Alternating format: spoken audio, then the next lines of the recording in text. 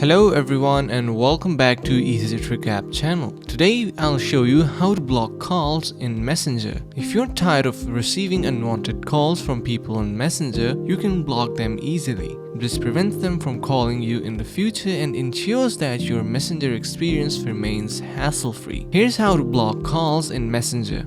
Open Messenger app on your phone and tap on the conversation with the person you want to block. After that, you need to click on their profile picture, and below you will be able to see that we have this block option. Click on that, and now here you have this option to block on Messenger and block on Facebook. We are going to be blocking them on Messenger. It will be asking you for a confirmation, either you want to block it and you're sure. A success message just appeared which is saying you blocked Jennifer Augustin. And that's it. Now you won't receive any calls from this person on Messenger. You can unblock them anytime if you change your mind. I hope this video was useful for you. If you like videos like this, please share with others and don't forget to like and subscribe. Thanks for watching.